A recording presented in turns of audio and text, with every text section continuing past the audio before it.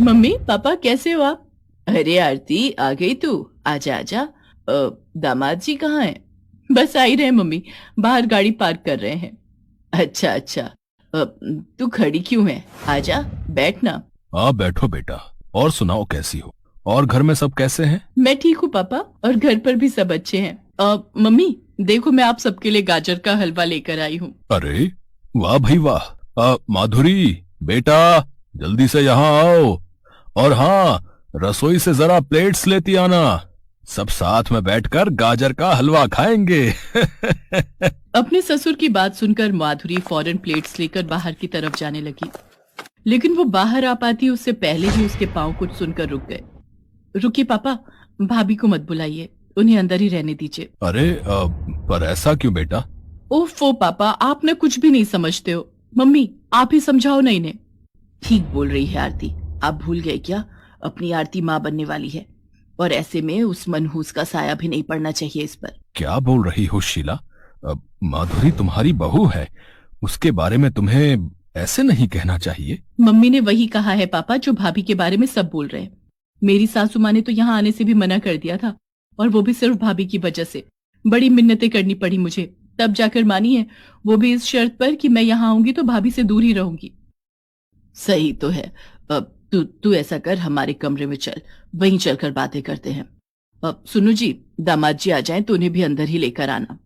इतना कहकर शीला अपनी गर्भवती बेटी आरती को लेकर अपने कमरे में चली गई, और माधुरी वहीं रसोई के बाहर खड़ी आंसू बहाती रह गई। उसमें इतनी हिम्मत भी नहीं थी कि वो आगे बढ़कर अपने साथ हो रहे इस बर्ताव के खिलाफ कुछ बोल सके, क्योंकि अब वो भी हार मान चुकी थी। माधुरी और सुकेत की शादी को 7 साल पूरे होने जा रहे थे, लेकिन अब भी माधुरी की गोद सुनी थी। ना तो डॉक्टर्स की दवा काम आ रही थी और ना ही भगवान से की हुई प्रार्थना। माधुरी की सास और ननद के साथ साथ खुद सुकेत ने भी अब यही मान लिया था कि माधुरी एक बांझ है जो कभी मां नहीं बन सकती। भैया आप आ गए, कैसे हो आप? अरे अरे आराम से, जरा देखो तो इसे। माँ बनने वाली है लेकिन अब तक बचपना नहीं गया इसका। इसकी गलती नहीं है बेटा, अभी उम्र ही क्या है। शादी को बस 1.5 साल ही तो हुआ है, और देखो इतनी जल्दी खुशखबरी भी देने वाली है। इसकी सास तो इससे इतनी खुश है कि बस क्या ही कहूं। सच में बड़ी नसीब वाली हैं वो, जो इतनी जल्दी उनके घर बच्चे की किलकारियां गूंजने वाली हैं। शीला तारीफ तो अपनी बेटी की कर रही थी, लेकिन इस तारीफ की आड़ में निशाना उसकी बहू माधुरी ही थी, और इस सब में आरती और सुकेत उसका पूरा साथ दे रहे थे। माफ कर दो माँ, सच में बहुत दुख है इस बात का मुझे कि मैं आपको दादी बनने का सुख नहीं दे सका अब तक। अरे नाना मेरे बेटे, तू क्यों दिल छोटा कर रहा है? इन सब में तेरा क्या कसूर है? ये सब तो उस कुलक्षणी का किया धरा है। जाने कौन से पाप किए हैं करमजली ने, जिसकी सजा इसके साथ साथ हमें भी भुगतनी पड़ रही है। वैसे पिछले हफ्ते तो गए थे ना आप लोग नई डॉक्टर के पास? क्या कहा उसने? वो क्या कहेगी, बस वही कि ये टेस्ट करवा लो, वो टेस्ट करवा लो। अरे अगर कुछ होना होता तो इतने सालों में हो ही जाता। बात साफ है, ये मुई बांझ है बांझ। ये कभी हमारे वंश को आगे नहीं बढ़ा सकती। एक औरत होकर तुम ऐसी बातें कैसे कर सकती हो शीला? अब बस भी करो। और वैसे भी डॉक्टर ने सिर्फ माधुरी को नहीं बल्कि सुकेत को भी टेस्ट करवाने को कहा था, जिन्हें सुकेत ने कभी नहीं करवाया। आखिर आप कहना क्या चाहते हैं? तो क्या हमारे बेटे में कमी है? हे भगवान, लगता है ये नासपीटी तो काला जादू भी जानती है। जरूर कुछ मंत्र पढ़कर इन पर फूंक दिए हैं। सुकेत बेटा, अब बस बहुत हो गया, कुछ तो करना ही होगा तुझे। अब हाँ माँ, बताओ ना मुझे क्या करना चाहिए। आप जैसा बोलोगी मैं करूंगा। तो बेटा सबसे पहले तो इस मनहूस को अपने जीवन और इस घर से निकालकर बाहर कर, और फिर तू दूसरी शादी कर ले। शीला, तुम्हारा दिमाग तो ठीक है, हैं? तुम्हें अंदाजा भी है कि आखिर बोल क्या रही हो? अपने बेटे का घर खुद अपने हाथों से तोड़ रही हो।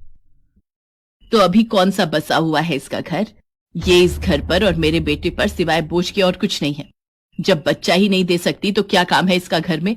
झाड़ू पोछा और खाना पकाना तो हम काम वाली से भी करवा लेंगे। आप बिल्कुल ठीक बोल रही हो माँ। अब तो मुझे भी यही लगने लगा है, जैसे इस औरत से शादी करके मैंने अपनी जिंदगी की सबसे बड़ी गलती की है। लेकिन अब मैं इसे और नहीं झेल सकता। मैं इसे छोड़ दूंगा, और फिर आप जिससे कहोगी मैं शादी कर लूंगा। सुकेत, अपनी माँ की बातों में मत आओ तुम। कुछ ऐसा मत करो जिस पर कल को पछताना पड़े तुम्हें। वो बेचारी बिन माँ बाप की बच्ची है, उसका हमारे सिवाय और कोई नहीं है। उसे ऐसे छोड़ दोगे तो कहां जाएगी वो? पूरे घर में सिर्फ माधुरी के ससुर सुदर्शन ही थे जिन्हें उससे हमदर्दी थी। लेकिन इस बार उनकी कोशिश भी काम नहीं आई, क्योंकि शीला और सुकेत फैसला कर चुके थे। नहीं, भगवान के लिए ऐसा मत कीजिए, मुझे घर से मत निकालिए। मैं कहाँ जाऊंगी? मैं आपकी पत्नी हूँ, इस घर की बहू हूँ मैं। नहीं, तू बस एक बोझ के सिवाय और कुछ नहीं है। 7 साल हो गए शादी को, एक बार भी तेरे पेट में बच्चा नहीं आया। और तुझे क्या लगता है मैं तुझे बिना वारिस दिए जिंदगी भर इस घर में मुफ्त की रोटी तोड़ने दूंगा? ऐसा मत कहिए, मुझे विश्वास है कि भगवान मेरी प्रार्थना जरूर सुनेंगे और एक दिन जरूर मेरी गोद भी भरेगी। फालतू बातें मत कर। अरे तू तो इतनी बड़ी मनहूस है कि पैदा होते ही अपने माँ बाप को खा गई, और फिर उस चालू मामा ने मर दिया तुझे हमारे सिर पर, और फिर ऐसे गायब हो गया जैसे गधे के सिर से सींग। लेकिन अब बस, अब बहुत झेल लिया तुझे। सुकेत बेटा, चल निकाल इसे घर से बाहर। माधुरी रोती रही, गिड़गिड़ाती रही, लेकिन सुकेत ने माधुरी को घर से बाहर निकाल ही दिया। और ये माधुरी के आत्मविश्वास पर बहुत गहरी चोट थी। माधुरी से ये सब बर्दाश्त नहीं हुआ और उसने खुदकुशी करने का फैसला लिया। उसने एक बस के नीचे आकर अपनी जान देने की कोशिश की, लेकिन बस के ड्राइवर ने बिल्कुल सही वक्त पर ब्रेक लगाकर इस हादसे को टाल दिया। फिर बस में से एक महिला बाहर निकली और उसने माधुरी को डांटते हुए कहा, तुम्हारा दिमाग खराब है क्या? इस तरह बस के सामने आने का क्या मतलब है? इस बस में सारे के सारे बच्चे हैं, तुम्हें अंदाजा भी है कि क्या हो सकता था? उस महिला की बात सुनकर माधुरी फूट फूट कर रोने लगी और उस महिला से हाथ जोड़कर माफी मांगने लगी। अरे तुम ऐसे क्यों रो रही हो? कोई बात नहीं, लगता है बहुत परेशान हो। ऐसा करो, मेरे साथ चलो, हम बैठकर बात करते हैं। उस महिला का नाम ममता अग्निहोत्री था और वो शहर में एक बड़ा अनाथ आश्रम चलाती थी। उस बस में उसी आश्रम के बच्चे थे जिन्हें देखकर माधुरी अपनी तकलीफ कुछ ही मिनटों में भूल गई और मुस्कुराने लगी। हाँ, तो बताओ कौन हो, कहाँ से हो, घर परिवार कहाँ है तुम्हारा? घर था, अब नहीं है। परिवार भी था, लेकिन अब नहीं है। कुछ नहीं है मेरे पास, और इसीलिए मैं मर जाना चाहती थी। माधुरी ने रोते रोते सब कुछ ममता को कह दिया। उसकी आप बीती सुनकर ममता को बहुत बुरा लगा। सच में पता नहीं क्या होता जा रहा है हमारे समाज को। देखो इन्हें, ये सब भी या तो अनाथ हैं या तुम्हारी तरह अपनों के सताए हुए, लेकिन इन सब ने खुशी से जीना सीख लिया है और अब ये तुम्हें भी सिखाएंगे। ममता की बात सुनकर माधुरी को जैसे जिंदगी का नया मकसद मिल गया। उसने एक बार भी नहीं सोचा और ममता के अनाथ आश्रम में रहने के लिए तैयार हो गई। ममता की बात बिल्कुल सही साबित हुई और कुछ ही दिनों में माधुरी बच्चों के साथ ऐसे घुल मिल गई जैसे वो सब उसके अपने ही बच्चे हों। ऐसे ही पूरे 2 साल गुजर गए और फिर एक दिन, माधुरी बच्चे तैयार है ना? वो लोग किसी एक ही बच्चे को अडॉप्ट करेंगे। जी दीदी, आप चिंता मत कीजिए, मेरे बच्चे बहुत ही प्यारे हैं। बस दुख इस बात का है कि इनमें से एक आज हम सबको छोड़कर चला जाएगा, लेकिन खुशी भी है कि उसे एक बेहतर जिंदगी मिल सकेगी। माधुरी अपने साथ कुछ बच्चों को लेकर बाहर आई, लेकिन फिर जो हुआ वो चौंकाने वाला था। बच्चे को अडॉप्ट करने के लिए बाहर सुकेत खड़ा था और साथ में उसकी माँ शीला भी थी, जो माधुरी को देखते ही उसके पैरों में गिर पड़ी। बहू, मुझे माफ कर दे, मैं हमेशा तुझे ही बांझ समझती रही, जबकि सच तो कुछ और ही था। खोट तुझ में नहीं, मेरे बेटे में था। और इस बात का पता मुझे तब चला जब मैंने इसकी दूसरी शादी करवाई। इसकी बीवी इसे छोड़कर जा रही है, उसे बच्चा चाहिए, लेकिन ये उसे बच्चा नहीं दे सकता। तो हम यहाँ बच्चा गोद लेने आए हैं। लेकिन देखना, भगवान ने कैसे सब ठीक कर दिया। सुकेत बेटा, तू परेशान ना हो, अब वो कल मुही जाती है तो चली जाए। हमें हमारी माधुरी मिल गई है और आज यहाँ से एक बच्चा भी मिल जाएगा। नहीं, ना तो मैं यहाँ से जाऊंगी और ना ही कोई बच्चा आप लोगों के साथ जाएगा। अब मुझे लगता है कि जरूर आपने और आपके बेटे ने कुछ पाप किए होंगे जिनकी सजा आपको भगवान ने दी है। तो अब मैं और मेरे बच्चों में से कोई भी आप लोगों के पापों का भागीदार नहीं बनना चाहता। तो दरवाजा उधर है और आप लोग यहाँ से जा सकते हैं। माधुरी का आत्मविश्वास लौट आया था, क्योंकि वो जान गई थी कि ना तो वो बांझ है और ना ही बदकिस्मत। दूसरी तरफ सुकेत और शीला अब पछताने के सिवाय और कुछ नहीं कर सकते थे। जो दुख उन्होंने माधुरी को दिए थे, उनकी सजा तो उन्हें भुगतनी ही थी।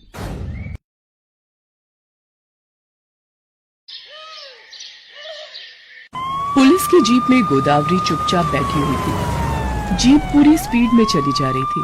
थोड़ी देर बाद पुलिस की जीप एक बड़े से जेल में प्रवेश कर गई। गोदावरी को जीप से उतारा गया और फिर कुछ महिला सिपाही उसे पकड़कर एक स्थान पर ले जाने लगे।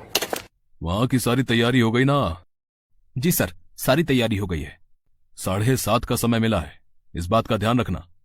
गोदावरी को फांसी के तख्ते पर ले जाया जाता है। वहां पर एक बड़ी बड़ी मूंछों वाला जल्लाद खड़ा था जो दिखने में काफी भयानक लग रहा था। गोदावरी को फांसी के तख्ते के पास ले जाकर उससे उसकी अंतिम इच्छा पूछी गई। कोई अंतिम इच्छा है तो बता दो, नहीं तो फिर वो इच्छा अधूरी ही रह जाएगी, क्योंकि कुछ मिनटों के बाद तुम फांसी के तख्त पर झूल जाओगी। गोदावरी अब भी चुपचाप और खामोश सी खड़ी थी और अपने पुराने दिनों को याद कर रही थी। गोदावरी एक नंबर की कंजूस औरत थी।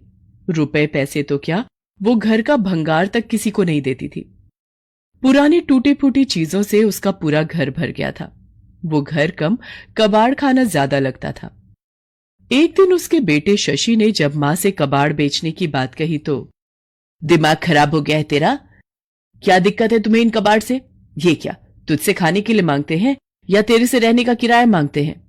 नहीं माँ, ऐसा तो कुछ नहीं है, लेकिन इस तरह कबाड़ कौन रखता है, वो भी घर में? मैं रखती हूं। क्या करेगा तू? बोल क्या करेगा? मुझे घर से बाहर निकाल देगा? कान खोलकर सुन ले, ये घर अभी भी मेरे नाम पर है, इसलिए यहां मेरी मर्जी चलेगी, समझा? और मैं जानती हूं कि तुम्हें अचानक से इस कबाड़ का ख्याल कैसे आ गया। जरूर सुगंधा ने तेरे कान भरे होंगे। 6 महीने आए हुए नहीं हुए हैं उसे और घर के मामलों में टांग अड़ाने लगी है। रुको मैं बताती हूं उसे। गुस्से में गोदावरी ने अपनी बहू सुगंधा को बुलाया और उसे भला बुरा कहने लगी। क्या समझती है तू? हाँ, क्या समझती है? ये मेरा घर है, मेरा। जो चाहे मैं वो करूंगी। अगर तुझे खुजली मची है तो निकल जा मेरे घर से। पर माँ जी, मैंने तो किसी को कुछ नहीं कहा है।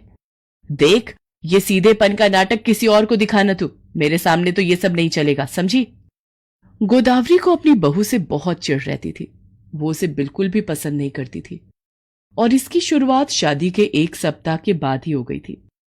उस दिन दोपहर का समय था। गोदावरी टीवी देख रही थी। सुगंधा किचन में रोटी बना रही थी। तभी उसे गाय के रंभाने की आवाज आई। उसने खिड़की से झांक कर देखा तो उसे अपने दरवाजे पर गाय दिखाई दी। अरे, गौ माता आई है दरवाजे पर, लगता है इन्हें भूख लगी है। सुगंधा ने कुछ रोटियां ली और गौ माता को देने के लिए बाहर निकल गई। वो गाय को रोटी देने ही वाली थी कि गोदावरी पीछे से चीखती हुई आई। बहू, ये क्या कर रही हो? माँ जी, ये देखिए ना, गौ माता बहुत देर से दरवाजे पर खड़ी रंभा रही हैं। इन्हें जरूर भूख लगी होगी, इसलिए मैं इन्हें ये रोटी देने आ गई। किससे पूछकर रोटी देने आ गई? रोटी क्या मुफ्त की आती है? माँ जी, गौ माता को खिलाना तो पुण्य का काम होता है। ठीक है, तू पुण्य कमा। तू अपने हिस्से की रोटी इसे दे दे और इसे चलता कर। आज तुझे भी 1 रोटी खाने को नहीं मिलेगी। मजाक बना रखा है तुमने।